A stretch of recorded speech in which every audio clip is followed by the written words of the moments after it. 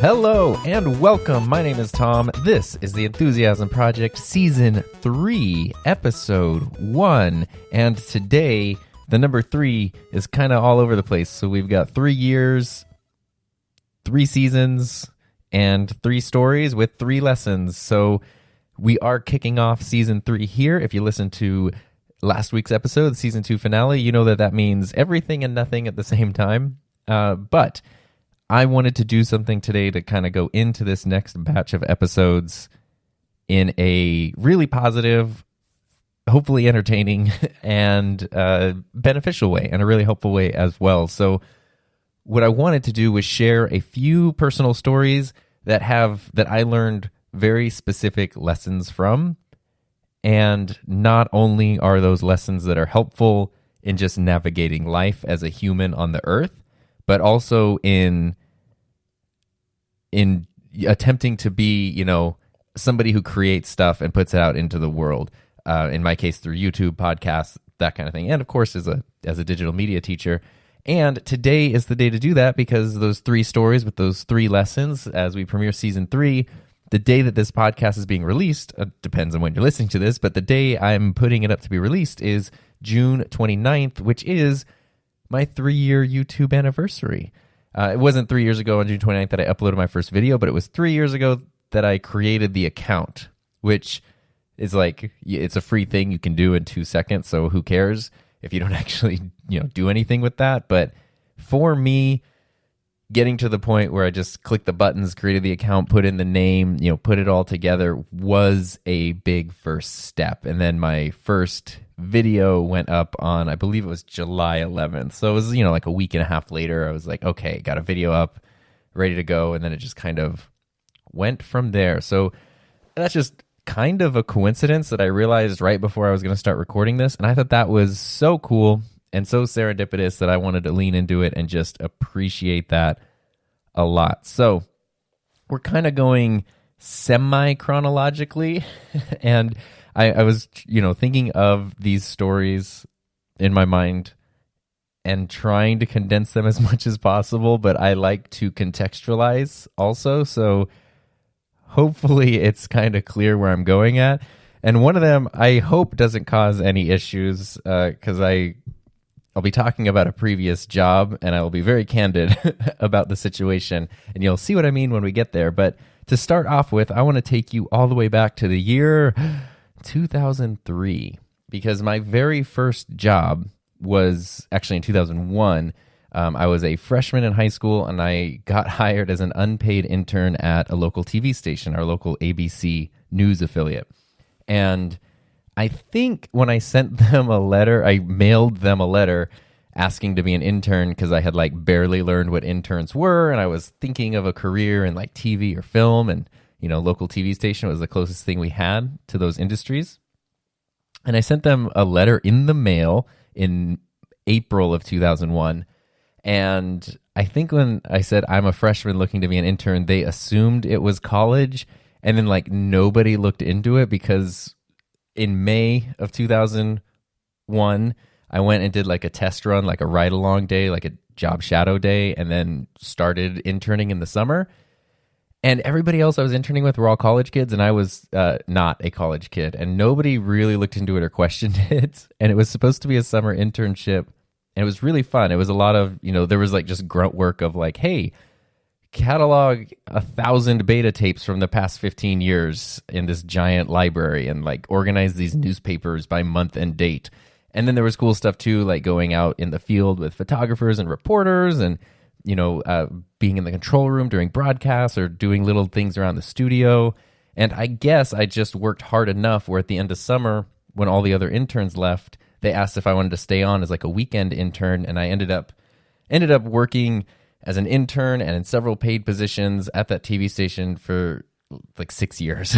So it kind of went a lot longer than the 2 months I originally thought. But 2003, so I had been there for 2 years.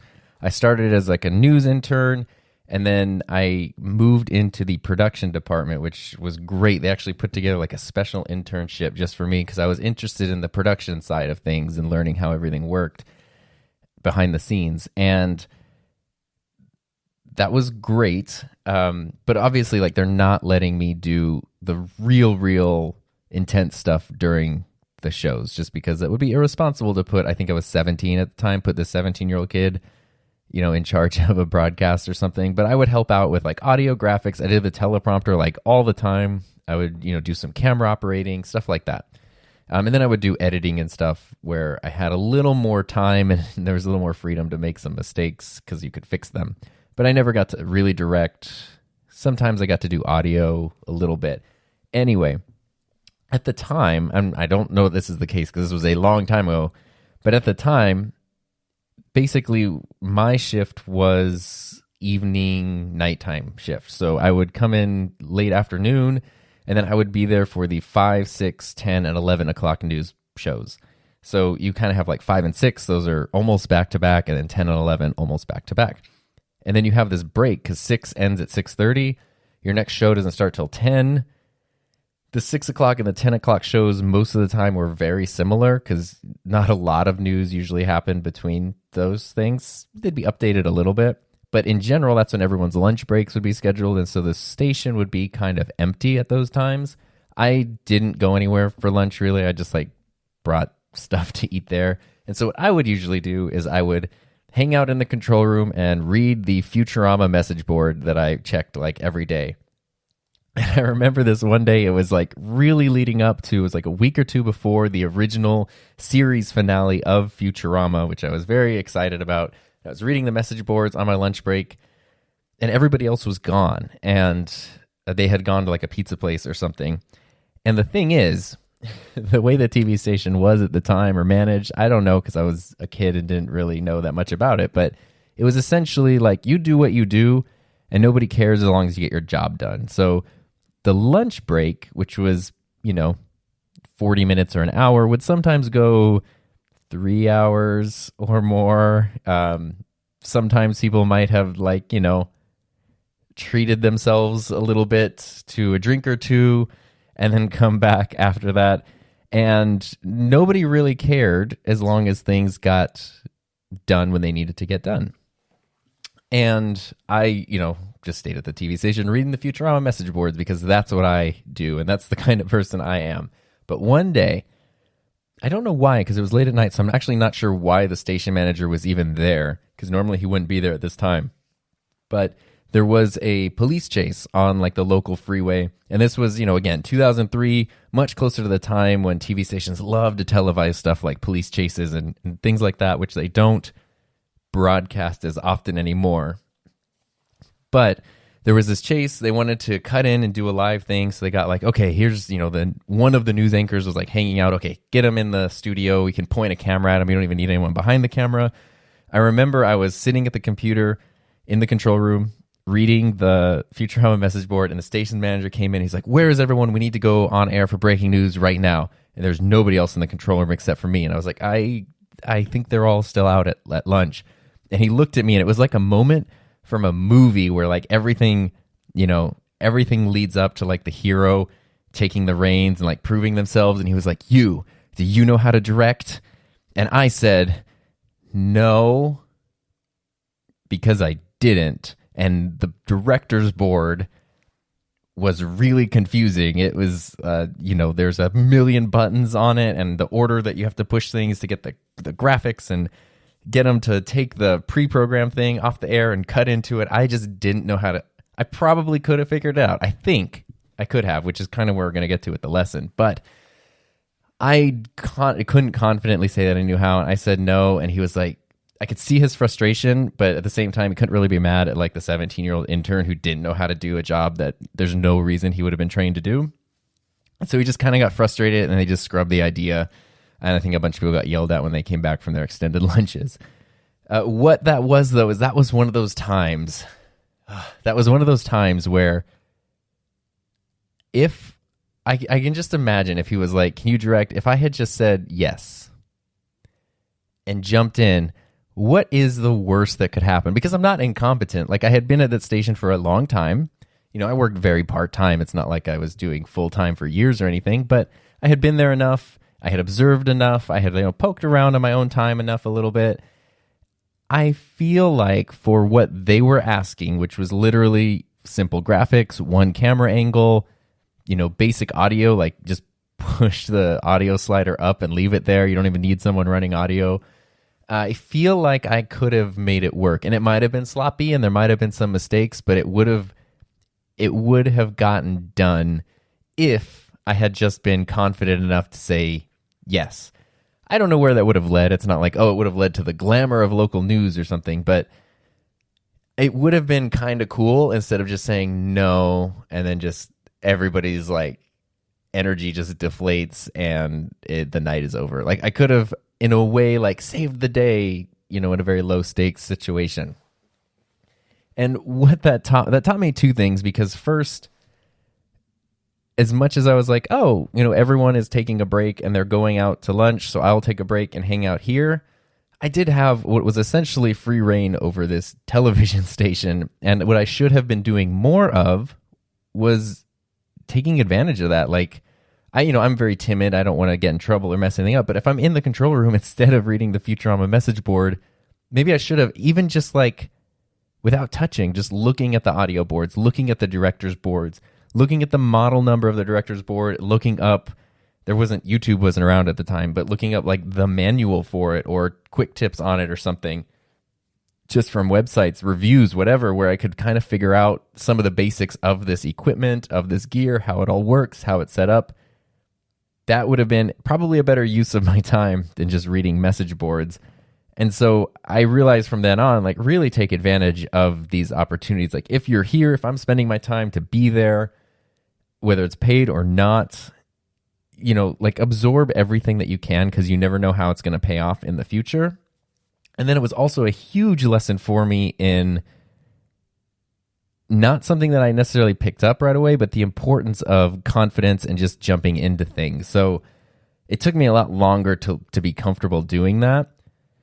But that was one of the first concrete times where I realized later that, kind of like I just said, there wouldn't have been really a negative consequence. There's nothing I would have done that would have like gotten me in trouble had I said yes and jumped into like the director's chair and pushed the buttons and made the broadcast happen. Maybe a couple sloppy mistakes, cuts at the wrong time or whatever. Not really a big deal. I should have had the confidence to just go for it and just try. Because what's the word? At worst, they're going to have a sloppy broadcast, but they're going to have their cutting breaking news thing that they really wanted, as opposed to nothing. And that would be better than nothing. And plus, as I said, I know that I'm a more competent person than I was giving myself for credit for being. Had I just jumped in, I would have probably been able to do a decent job, and it probably would have been just fine. And then, if nothing else, it would have just been a cool time that I was able to step up and help a team at an important moment. It could have also been, just a way to sort of be looked at a little differently, and maybe different opportunities would have presented themselves or been afforded to me because I had proven that later. And those are kind of the main lessons I learned from that story. But that really helped coming into the world of creating my own stuff for a couple of reasons. Because first, just taking advantage of things, like learning as much as you can about everything, even when you're not sure where it's going to fit in the future, has always been beneficial to me. And so just continuing to do that, you never know when the knowledge you have is going to come in handy. But just jumping in, I mean, that's, as you might know if you've been listening to it for a while, on my YouTube channel, my like Rodecaster Pro and podcast and microphone related videos have been really popular lately, especially during quarantine, because so many people are starting podcasts and starting their own thing. And that's awesome. And I love it. I'm so excited to hear all the stories of people who are starting their own things. But I've also been getting so many emails and messages from people, which I'm more than happy to get and to respond to as best I can, but from people who want to start something and almost like, it's like they are clearly talking themselves out of it or stopping themselves. And they'll send me a thing and say, I love this video. I'm so excited. I ordered the Rodecaster. I want to order it or whatever. I want to start a show. Great, awesome, fantastic, but I can't because of this reason. And I say, oh, well, if that's your reason, you can fix that with this, or you can overcome it by doing this, or have you thought about handling it this way? And like, yeah, I can do that, but then this. Okay, well, cool. If you fix that, then this. Oh, but if I do that, and they're just, no matter what I say, even if it were like, why don't I just send you every piece of equipment and build a soundproof studio for you and clear your calendar for the next 3 months so you have nothing else to worry about. I'll pay all your bills too, so you have nothing in the world to worry about except making your show. They would still give me an excuse as to why they couldn't do it. And a lot of that is because people want things to be perfect and they want things to be well thought out before they start it, and that just will never happen. And if that's what you're waiting for, the thing you want to do will never happen. And so ironically, what I've learned from wanting things to be good and perfect is the importance of accepting that they're never going to be perfect, and to just jump in, because there's no way you can get better if you haven't gotten started. And I would much rather jump in and have a rough sounding show. I just actually found the other day the recording of my very first podcast stuff, and there's so much that I don't like about the way that it sounds, and so much that I think sounds better now in every capacity. But I wouldn't have been able to improve at all had I not started and recorded those shows when I did. And it didn't matter that they weren't perfect, and it didn't matter that I wasn't necessarily quote unquote ready at the time. It was the thing I needed to do to get started. That was where Heather jump kicked my YouTube channel and was like, she essentially gave me permission to just make YouTube videos. And then I jumped in before I felt that I was totally ready, but that was the thing I needed to do in order to get ready. So it took me way longer than I would have liked to learn that, but that feeling of like, I think I could do this, but I know it won't be perfect, so I'm just going to say no and sit out.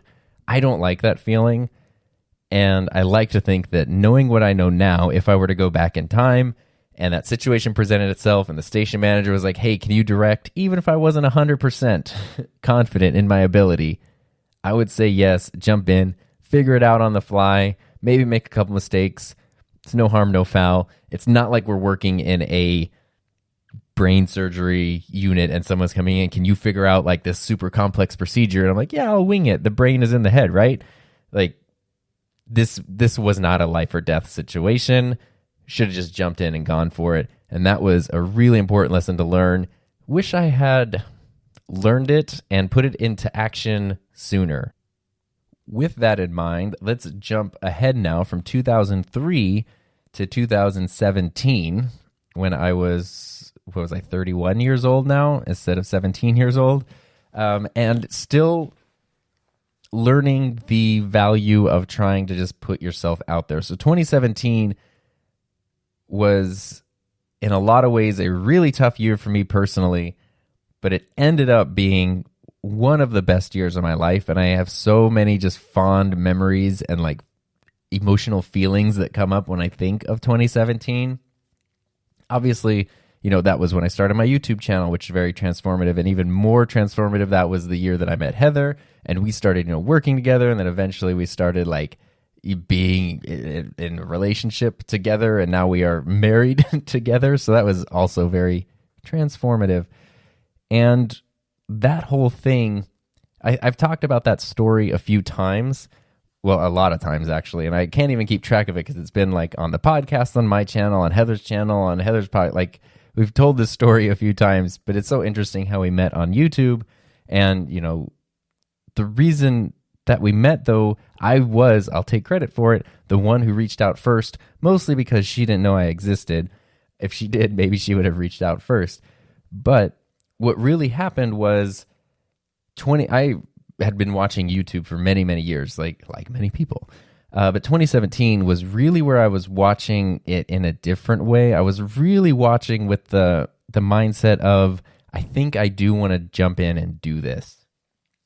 And that's where on June 29th, it got to a point where I was like, I do want to do this. I'm going to create the account.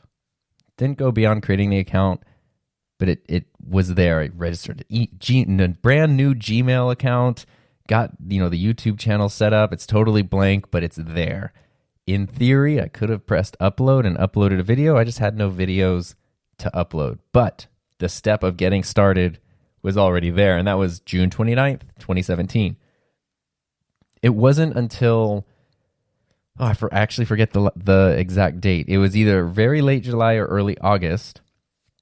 I had spent that summer making a couple videos. I made my first YouTube video. I kind of made just a random spattering of like maybe 5 other videos that were, everything from getting your drone license to 3D printing tests to rebuilding the broadcast set in my high school classroom, just sort of things that were happening, me getting comfortable making stuff that wasn't perfect, me getting comfortable being in front of the camera, and just sort of sharing something creative. Really simple, but really important to kind of get those videos out under my belt. At the same time, I'm consuming a ton of YouTube, and I'm also looking into, I want to get a boosted board, I want to go to Iceland, I want to, learn more about YouTube, and suddenly, I'm looking at boosted board reviews, and Heather has a boosted board review, which was the first video that I consciously saw from her, although I had seen she also had gone to Iceland like the year before, and she did an Iceland packing tips video that I had watched several weeks prior when I booked my trip to Iceland. It was 2017. I booked a trip for the summer of 2018 to go. And after that, I was like, okay, what do I need? Like, I'm going to look up these packing tips videos and travel tips. And Heather had a video. She knows how to do SEO really well, so it was ranking really high. I found it. I watched it. It was cool. And then a couple weeks later, looking at Boosted Board, found her Boosted Board review. I didn't realize it was the same person.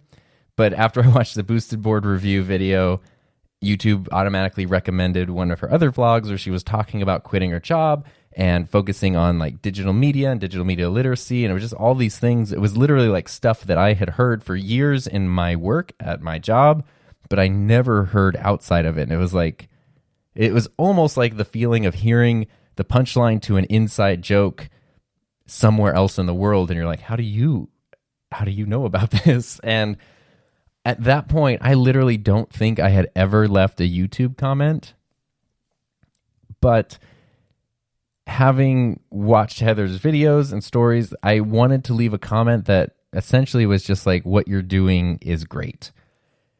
And she has the comment, and I don't have it here, but it basically just introduced myself, and I was like, oh, my name's Tom, I'm a high school digital media teacher. Like, what we're doing is very similar. Like, it's great that you're doing this. It's hugely important. Like, way to go, that kind of thing. And I didn't know how YouTube comments worked. And for whatever reason, I just felt that it was really important. I mean, I felt like I had gone out of my way, put myself out there just to leave a comment, which now I'll leave 20 comments a day on videos that I watch. But at the time, it was a big deal to leave one. And I didn't know, can the person who posted the video see the comment? Do they get notified? Do I get notified if they reply? What if she replied and I just miss it and I just leave? Wouldn't that be super rude? And I don't know why I was so in my head about it, but like I said, it was something new. And then I was also thinking, at the time, I was getting so jaded with kind of, for lack of a better term, just the local community. And that sounds more negative than I mean, but having done, digital media stuff and just living in the place that I live for my whole life, it's small. And, I'm trying to build this new digital media program, trying to do different things. I'm kind of struggling to find business partners and industry partners to help with my classes. And I know there's people I can reach out to, but I know they're the same people that get reached out to by every school in the area. And a lot of them, are retired and they've been not out of work, but they haven't been actively working for 10 or 20 years. And that's great to share the experience, but it's a very different perspective from somebody who's, actively in it and a little bit younger and more kind of in tune with the current things like YouTube and MySpace and whatnot. And that was sort of where Heather was. And we have to do, part of my program at school is we have to have industry advisory councils where we have working professionals come in and provide their input on what we teach the students, what equipment they use, what software they learn, just to make sure that the stuff they're learning in the classroom is actually going to help them if they were interested in pursuing a career in that field. And we have to have those meetings twice a year, or at least people providing input. So I thought, oh, you know what?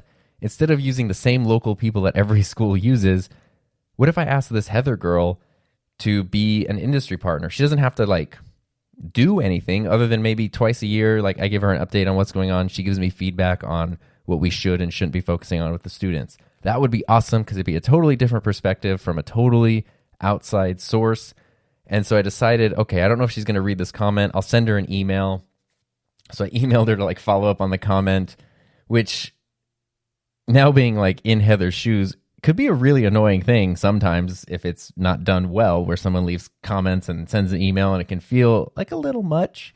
But fortunately, I guess I walked the line fine enough where she replied and then we got to know each other. And that was when she learned about my program, wanted to come visit the whole thing, and everything kind of took off from there.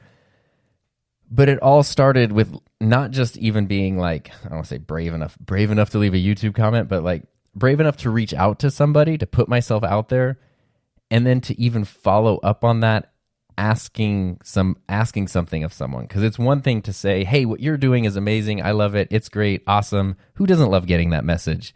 You don't have to do anything. You just get complimented. It's terrific. But now I'm reaching out to a stranger and asking something from them. Hey, this is what I do. This is where I need help. Would you be willing to help me with it in this way? It was a minimal commitment, so I felt kind of comfortable because of that. But I'm someone who doesn't find it easy to ask for help with anything.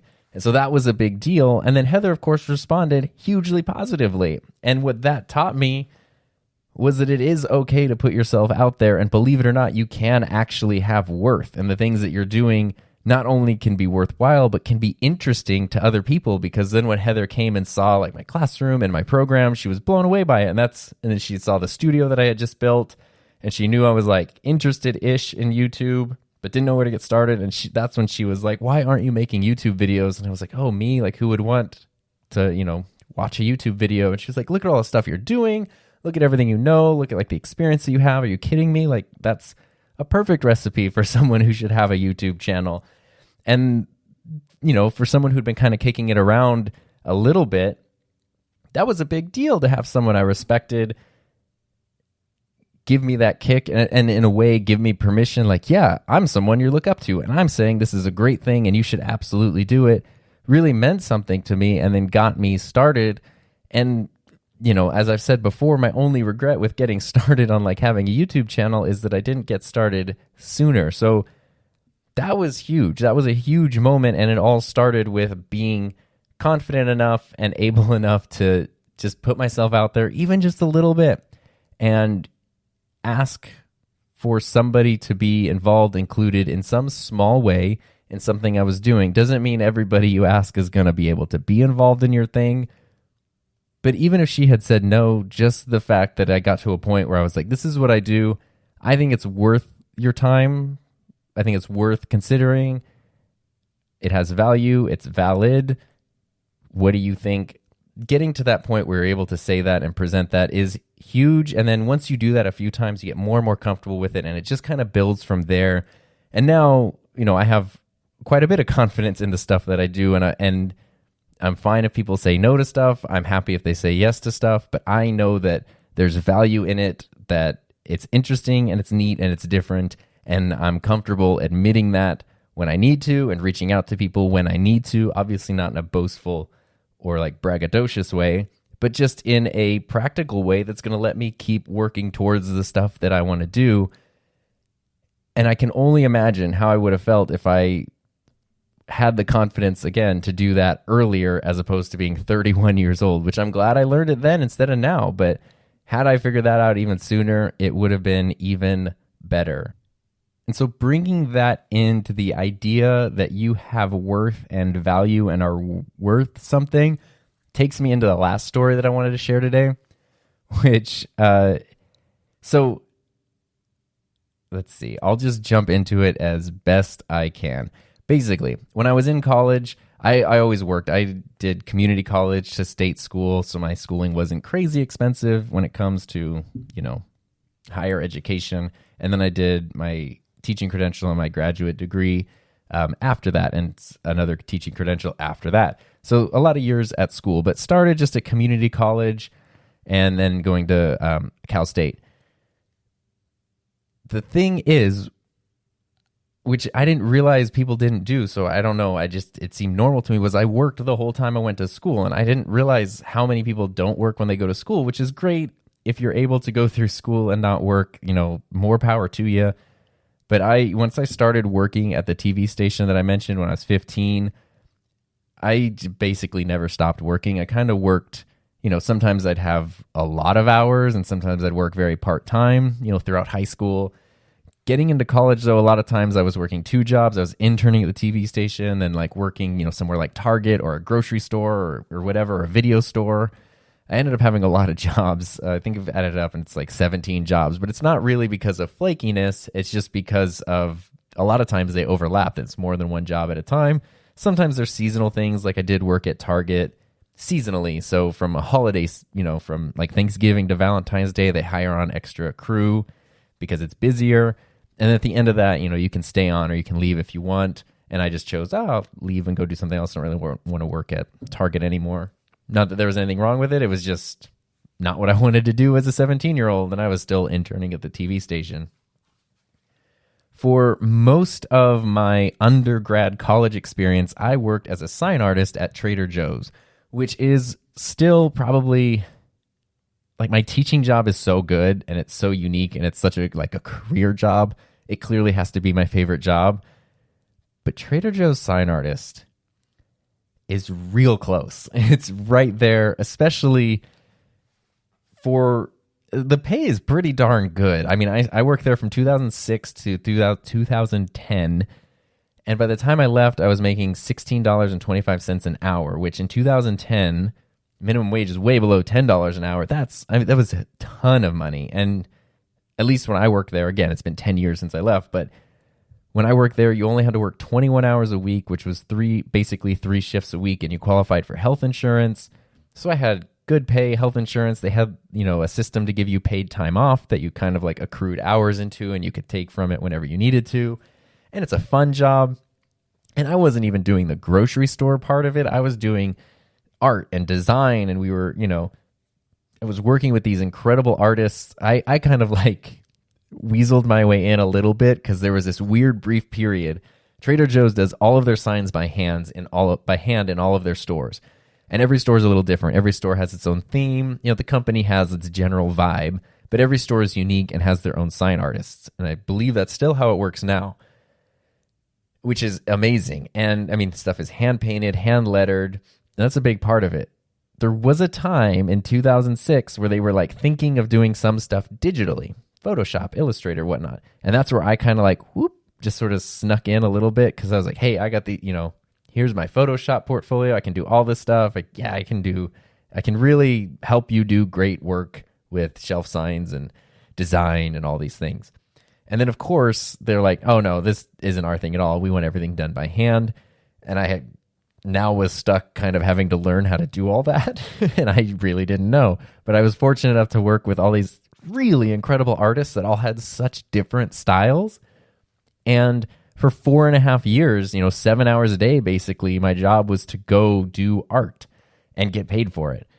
And I always look at it as getting paid to go to art school because that's basically what it was. Trader Joe's would even let us go sometimes to visit other stores. Like if there was an exceptional sign artist or team at another store, we could spend the day with pay going and visiting them and kind of shadowing them and just seeing their process, seeing what tools that they need. If we needed to remodel our little closet sign room thing that we had, we could spend the day going to Trader Joe's and buying stuff to build new desks and easels and, reorganizing stuff. And it was just so fun. Pretty much everything I know how to do in terms of power tools and building and all that kind of stuff, I learned from that job. And there'd be weird times where I remember there was 2 or 3 days one summer that I spent just cutting, burning, and staining big bamboo poles, just sitting in the back of the grocery store, just cutting up these poles into huge sections because we were basically making what kind of looked like street signs for all 15 of the cash registers, and figuring out okay, I need to cut them. They need to be this size. This is, tie rope around it so it looks very islandy. And okay, now I need to burn them. So let's go get torches and burning bamboo isn't as simple as it seems. And then once it's burned, it looks all dried out and funky. So you got to like stain it and finish it and then seal it to protect it and like learn, like what a weird thing to have to learn and figure out, but how fun to figure that kind of stuff out. And that's more or less, I mean, what that kind of job was. And some of the artwork you do would be these tiny little signs that go on the shelf. Next time you're in a Trader Joe's, just look at every shelf sign. They're all handwritten and you get to do like goofy little sayings on them, which is kind of fun. And then you also have the big signs. You have these huge, you might have a mural on the wall. You might have, just a sign that's like 2 feet by 4 feet, I think was kind of our most common sized sign. You're working with spray paint. You're working with paint markers, traditional acrylics, everything. That's where I learned about how to do resin on tabletops and stuff. I mean, it really was probably a better education than you would get at many art schools. And I didn't have to pay for it. I got paid to do it. So hugely positive situation. 10 years on, I use so much of what I learned at that job every single day. And I look back at it as pretty much one of my favorite jobs. I'm saying that because I'm going to say a couple things that sound kind of negative, and I'm just going to be very straightforward with it. So there's a lesson to be had in this, which is Trader Joe's as a company prides itself on being a good place to work. And I think that it is a good place to work, and I would still recommend that people work there. And part of that is they have a great culture. It's a very fun, friendly place. They know what they do. Like grocery stores are important, but they know that it's, they know they're like kind of a kitschy Hawaiian, like cheesy. They lean into that very well. And so they don't seem to take themselves too seriously. They pay their employees really well. They give their employees benefits. I was making $16.25 an hour as a sign artist, but if you go into a management position or a supervisory role, you get paid, easily like a career salary. And many people do make it. Their careers turnover's really low. Like people stay there for decades. And so it's a great place to work, and it's a national chain. It's super easy to transfer between stores. So if you move to a different state or something, you can just transfer to another store. It's awesome. It's a great place to work. But I worked there from September 2006 to December 2009. 2008, right in the middle, the economy crashed. And one thing that happened, so I'm going to speak very locally. Our region, which is not just my area, there's like three Trader Joe's in my immediate like community, but our region is a relatively big space. I think it's upwards of like 22 stores. And so, it probably takes a couple hours to drive from one end of the region to the other. I don't know how many miles that is, but it's a lot of like Southern California communities. Our region got a new regional manager in the midst of the Great Recession. And I don't know anything beyond that. We got this regional manager, and what she was known for was being very cutthroat. And what she did was all of the people who had been at their stores for a long time, she would kind of move in, either let them go or involuntarily transfer them, and then replace them with like her selected people. And what that means is for somebody who, is an adult in their late 40s, early 50s, been working at this company for 20 years, and, maybe they're transferring throughout like the 3 stores locally. So now they're working 15 minutes from home, and then for a few years they're working 5 minutes from home, and now 20 minutes, like just kind of that region, to suddenly be told, oh, on Monday you're going to be working at this store. It's an hour and a half away. You don't have any kind of say in it. Obviously, that doesn't work for a lot of people now, making a 3-hour commute on top of their already 10-hour workday.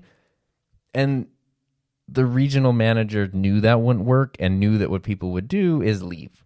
And so that was kind of something they would do to push people out. And I saw it happen repeatedly, and it was very, very sad. And then the managers that she would install would basically be people who had no attachment to the local area or those people or those stores. And it would be just kind of like either pushing people out. It was a lot of just pushing people out.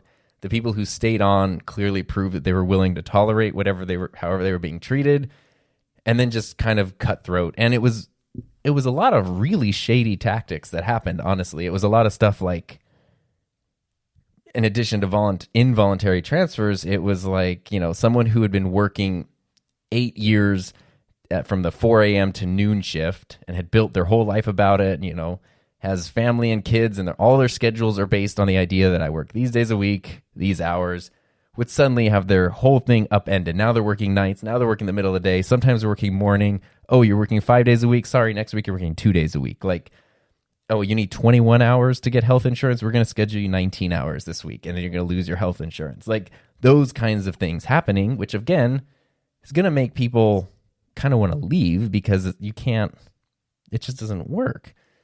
And I saw that happening, and it was really negative. It was like a really dark time to go from how happy our work environment was to how tense and unhappy it was. Fortunately, we were relatively safe in the little sign world, like the art world.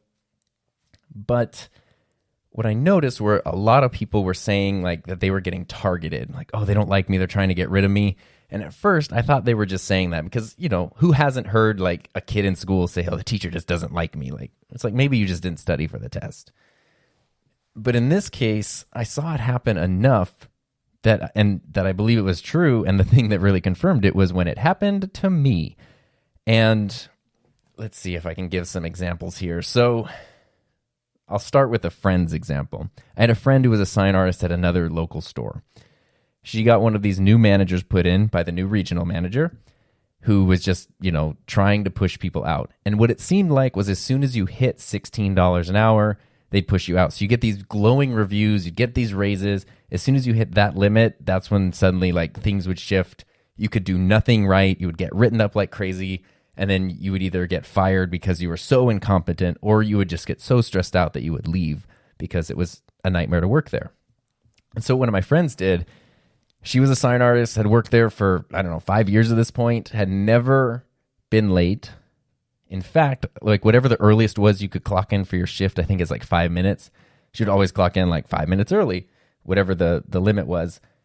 The other sign artist at that store had a habit of being late every day, like 15 or 20 minutes, and never seemed to get written up about it. But my friend was getting kind of like, not written up, which you can only get written up 3 times and then you're let go.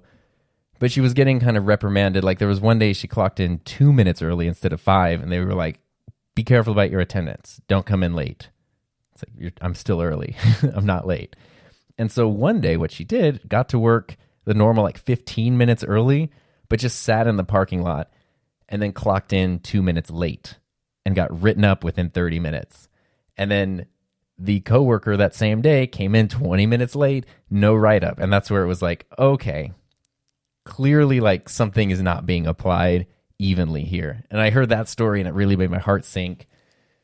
And then I had a review and I got up to $16 an hour. I was very happy about that. And then suddenly things started changing. I just noticed like there was sort of this strange thing where like we would be given a project. Okay, you need to re-sign this whole area. You need to make these huge displays. Okay, great.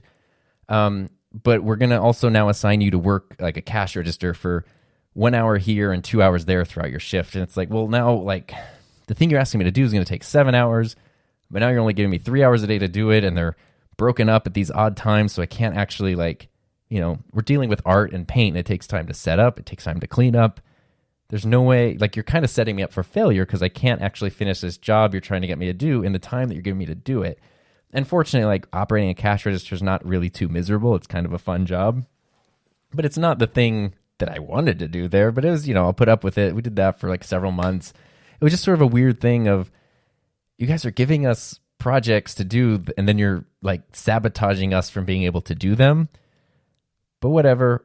One day I came into work, and my first thing every morning was that I would walk the store. I usually work 6 a.m. to 2 p.m. And so I would get in at 6 a.m., I'd grab a clipboard, and I would walk the store, and I would just make note of anything that's missing or anything that's new that had been put out overnight that needed signage. And sometimes there would be small shelf signs, sometimes they'd be big display signs. I would just get a list of everything. I'd put the barcode, put the prices, so I had all the info, and then I would just get to work on making those signs and getting things out. And that's what I was doing. And then maybe, an hour after I got into work, one of my friends who I'd known for years who had moved into a management position, she was like an assistant manager, came in with like a higher I guess she was an assistant manager who then came in with the assistant manager. And they said, hey, Tom, can we go talk to you out back? Which is never good if people come in and they want to do that. It's never a good thing. And it's like, okay. And so we went out, and the assistant manager was literally standing behind my friend who was like the assistant, and just sitting. And I could tell, like, you had taken this person who you knew I was close with, and you put them in this position that they couldn't get out of. And so anyway, my friend goes, we need to write you up for insubordination. And I was like, I had never gotten anything less than like literally perfect reviews at this point for 4 years. So I was kind of like, where am I being insubordinate? And she was like, well, I told you that there were products that need signs. There were 4 signs, and they're not out. And you chose to do other things instead of that. And I was like, whoa. Let's talk about this real quick. Because I guess what had happened was, after I had left at 2 p.m. that day, maybe I think it was like 3 o'clock, there had been like new product displays that were built, and they needed signs. And so the assistant manager like left the info on the desk in the sign room, which I wasn't there to get because I stopped working. My shift was over. And then when I came in the morning, my thing was to walk the store. So even though I didn't actually see her list that she gave me, I had walked the store and I had already seen those items. So I saw they were new. They were already on my list. They were going to get taken care of. I was literally working on them at that time. And I was like, okay, like, you know, these were things that were done after I like left yesterday. So I didn't even know about them. And then I said, you know, I'm confused about why I'm being written up for this, because we had 4 sign artists, and I was like, why wasn't this just given to the sign artist that was working last night? And then the higher up manager said, you just want to throw your coworkers under the bus like that? And I was like, no, I'm not throwing anyone under the bus. I'm just saying, if I wasn't here, why wasn't that given to the person who was here? And they said, that doesn't matter. The fact is, you were told to do something and you didn't do it, and you came in this morning and you didn't do it. And I was like, I came in this morning, I'm doing the thing that I do every morning, which does include this. And here's the thing. At that point, what we're talking about is that our store with thousands and thousands of products was missing 4 signs. I can pretty confidently guarantee you that no other store in our region was that fully signed, because typically stuff changes and stuff gets lost, and only missing 4 signs is like, we should have honestly been given like an award for that, and instead I'm being written up for it. And that felt very strange, because I could clearly see that no matter what I did, what I said, what reasons there was nothing I could do. Like, they were there to write me up so that they could then write me up again and then write me up again. And so I said, okay, I mean, I guess you're right. I'm sorry. I'll go make those right now. And they said, okay, we need to write you up. You know, you need to sign this paper. And I was like, I'm really uncomfortable with how this is being handled. What happens if I don't sign the paper? And they said, well, it still goes on your record. We still send it in, but it's just going to be a lot more paperwork for us. And I was like, okay, let's do that then, because I'm not going to sign this, which, you know, probably doesn't bode well for me. But I was very mad at the time, because it's kind of a dumb thing. And anyway, so a few months go by, maybe like 2 months go by, and one day I walk into work just like normal. Things have been just kind of like, that kind of pressure and negativity had just been sort of building since then. And then I walked in one day, clocked in, sort of looked at the day's schedule, and I wasn't assigned to work in the sign room. I was assigned to work on like the non-perishables section, which includes like beverages and juices and stuff, which I had never done before. And that means like I don't have any idea how to do this stuff. And it's 6 a.m. The store opens in 2 hours. And I was like, what is this? And I walked over, and there's like 4 pallets of like juice products that I needed to break down and stock. And that sounds silly, because you're like, oh, you're just putting juice on shelves. But what we're talking about are, each pallet is thousands of pounds. And to break them down, you need to use like these big forklift things that I'm not trained on. I have a friend who literally had half of his foot cut off because he like used one wrong, and he had been experienced with it. So I was a little nervous to try that stuff. I didn't even have a box cutter. Like I was not prepared to do this. I didn't have like computer logins to deal with inventory and barcodes and whatever. I had no idea what I was doing. And I was randomly assigned there with like no training or no explanation. It was just sort of on the list. And I thought it was a mistake. And some other like floor worker was assigned to my job. And so I went back and I talked to her and I was like, oh, are you doing like signs today? And she's like, yeah, I don't know why. I was like, huh. And this was about a month before I was going to start student teaching, which meant that I was going to be working basically full-time as a teacher without pay. And I knew that I probably wouldn't be able to keep up my normal Trader Joe's schedule. So I was thinking like, I'm going to have to talk to them about, switching my days or reducing my hours or something, or like, I don't know, maybe I can't even keep working. So I was also working as a substitute teacher. The thing with me is I always had like multiple jobs. So I'd like, my typical day during the Trader Joe's time would be get up at 4:30, get to Trader Joe's by 6 because I didn't live super close to my store, work from 6 to 2. Several days a week, my college classes were actually an hour and a half away because I kind of like split my class load between a main campus and a satellite campus. So I took a lot of main campus classes, which were far away, but that was so I could get done with the program faster.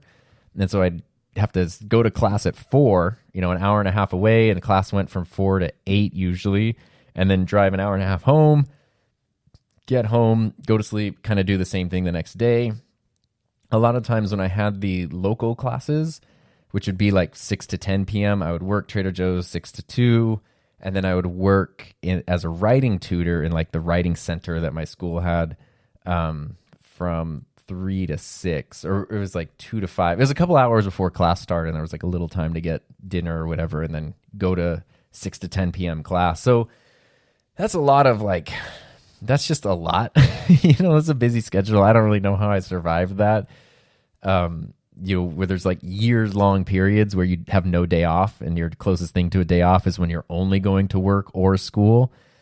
But the reason I say that is because that's where I was like, and then at this point I was also substitute teaching because I wanted to get classroom experience as I was like working in my teaching program. So before I started student teaching, I was substitute teaching and working at Trader Joe's and going to school. And I knew that I couldn't do all of those things once I started student teaching, which is really full-time and kind of a grueling process. Anyway, long story extra long, once I was assigned to this juice section, that's where I was like, this was December 1st, 2010. I think today's probably the day that I just need to quit because it's very clear what their intentions are here. They're setting me up for failure. I'm not going to be able to do this by the time the store opens. They're going to write me up for not doing this. They're just going to keep assigning me here. I have to watch somebody else fumble around in my position, like doing, no, it's just clearly not a good fit. And so I walked over and they did this weird thing. So I asked the actual store manager was there, who was just this dude. They called him the Shark because he never stopped moving. And he was like a predator. Well, predator sounds bad, but I mean, like he literally would just, just get people to quit. That was literally why he was brought into stores, was to get people to quit. And that's what he was doing to me because I guess probably was making $16 an hour and they wanted to move in someone who was making $11 an hour to my position, save that money. And I told him like, what is going on here? And like, yeah, we need to train other people in that position. I'm like, well, but the other person didn't ask to be trained. I wasn't communicated to about this at all. I haven't been trained in my new position, I guess. And so I told them I was going to leave. And then they did the weirdest thing since it was the middle of a pay period. They paid me out in just an envelope of cash, which was so confusing. And it was almost like, please never come back. Here's literally just an envelope of cash with some coins in it that like equals the pay that you're owed for this pay period. Please leave. It was so bizarre. I still don't quite understand what that was about. And it seems very shady right now. And so that was how I quit Trader Joe's. And that kind of sucked. Fortunately, the stuff I learned at Trader Joe's I took with me because it's all like art stuff. And so it lives in my brain and in my experience. But that was kind of devastating to know, oh, wow, I just spent 4.5 years here and was just, without even a second thought, just, essentially asked to leave or intimidated to leave, whatever you want to call it. And before I get to kind of what the lesson is there, I do want to say that the regional manager I spoke of and the store managers, none of them work for Trader Joe's anymore. None of them have worked there for years. So I don't know what the whole deal was in terms of like corporate stuff there. I have a feeling the like corporate offices were just seeing, wow, this region is like reducing costs and increasing profits in a time of recession. That's amazing. Good job, you guys. Not questioning like, wait, how are you doing that? It shouldn't really be possible. And so I don't think it was like a company policy. I think it was really kind of located to our region. Luckily, there are still some people I know who work at Trader Joe's who still work there. Worked there before I started, still work there. They seem happy. So it seems like it's kind of gone back to being a more positive place to be, at least again in my region. And that makes me happy. So I would still recommend it as a place. I still have hugely fond memories, and I still learned so much that I can use there. And I'm fortunate enough to be in a position where the skills I learned were applicable elsewhere, because here's the lesson.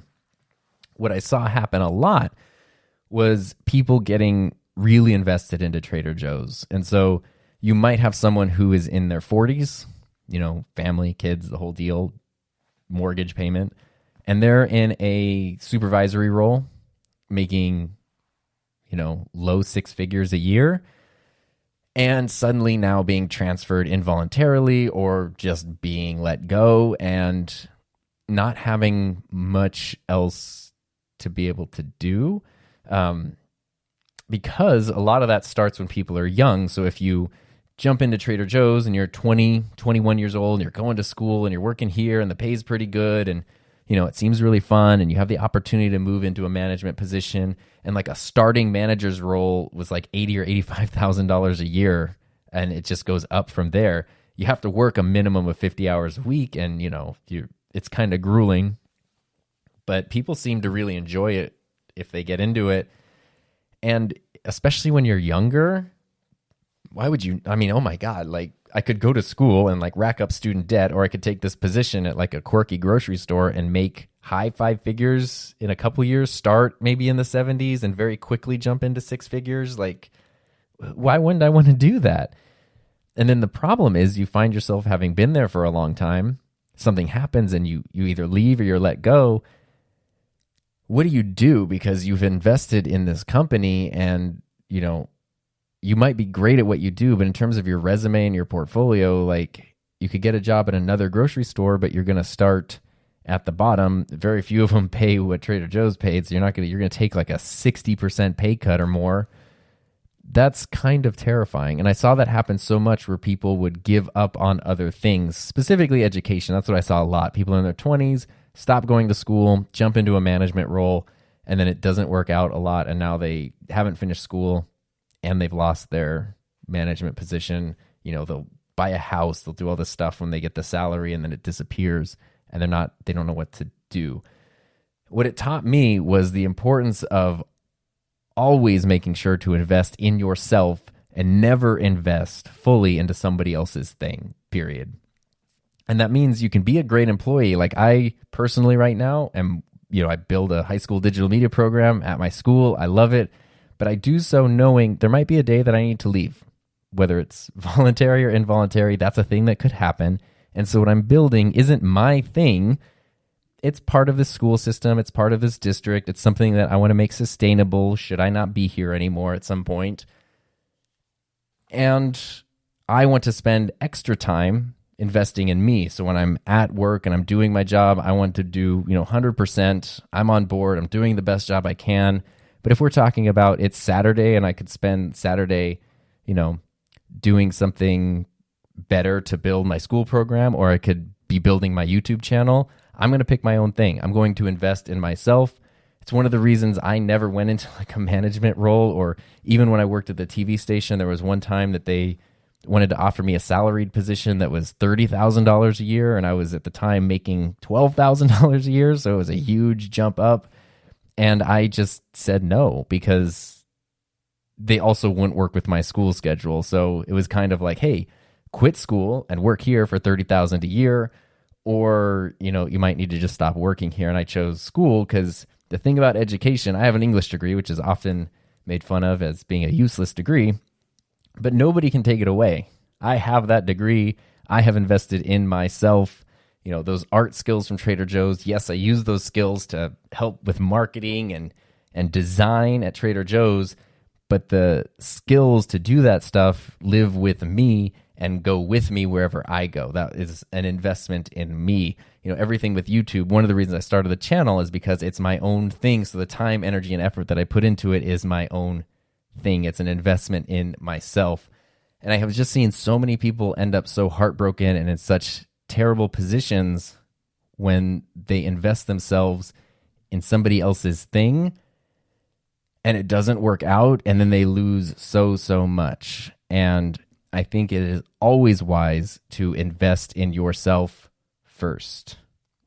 However that looks in what you do, you need to invest in yourself. And having gone through that Trader Joe's experience, especially I was in my 20s at the time, that was when I really learned, okay, these career choices that I'm making, these personal decisions, they all need to be things. I'm more than happy. I love contributing to a team. I love being part of a group, an organization, but everything I'm doing needs to be something that's going to benefit me, because when push comes to shove, there's no manager or supervisor that's going to sacrifice something on their end to save you or me. They're going to save themselves and we'll get pushed out to the curb pretty quickly. So the thing to do is invest in yourself and grow from there. And that was a huge lesson to learn. So those are my 3 stories, kind of all over the place, but the idea of jumping in maybe before you're ready and having the confidence to just figure it out, putting yourself out there and feeling like you have something valid to share, and making sure you invest in yourself. Those are really important lessons that have not only helped me just personally in life, but also, creating YouTube content, podcasts, all that stuff online, surviving that, navigating that over the past 3 years has been hugely helpful. So I wanted to make sure to share those because hopefully they're also kind of entertaining stories. And I wanted to share those with you because maybe you can relate, maybe you can glean some sort of helpful info from them, or at least maybe even be motivated to learn something, put that into play, and get started on your own thing today. And with that being said, getting started, speaking of that, we have a great treat to start off this season, which is a voice message. So this is a very quick voice message, but I've been asking for people to reach out and leave voice messages. So this is from Amber and Art Castillo via anchor.fm/enthusiasm. Love your show, man. It's awesome. Completely different than our show, but awesome nonetheless, bro. This is coming from the Cast Ascendancy podcast. So thank you guys for leaving that message. There's not a whole lot to respond to other than thank you. It's so pleasant to get those messages. I don't know if you left me that with the intention of me sharing it on here or not, but I want to share it because I want to show how easy it is to just anchor.fm/enthusiasm, click leave a message. You just talk straight into your phone if you don't have a fancy Roadcaster set up. And you can leave a message. If you want to talk about something specific, if you don't know what you want to say, I appreciate nice little messages like that. But we could stay on topic. And today's theme, stories, lessons learned. If you have any thoughts about the stories that I shared today, or you have any lessons that you've learned, or you can much more concisely than I can, share a quick story and what you learned from it, I would love to hear that. So feel free to reach out, leave that message. I can put that in next week's episode, and we can kind of continue the discussion as we move forward into season 3 of this podcast. Can you believe that? Season friggin' 3?